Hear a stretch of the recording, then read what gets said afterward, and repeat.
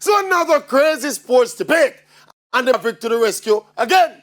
Young Botswana sprinter Letsile Tebogo in defending his world under 20 100 meters title in a record-breaking 9.91, showboating and pointing as he crossed the line. And some Jamaicans have the gall of accusing the youngster of being disrespectful to the Jamaican Bowaji and Kumi and the other sprinters in the field. But watch how the Maverick grabbed them with hypocrisy now by asking them this question.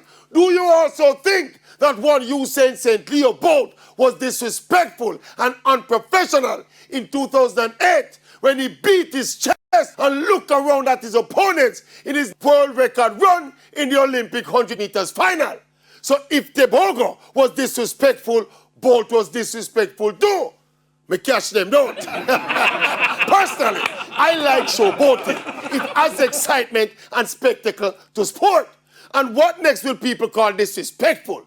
You soon walk past a garbage can and people say you disrespect the garbage can. If you think Tebogo and by extension Usain Bolt showboating in celebrating victory, that is disrespectful, then you need a life. Go and get your life.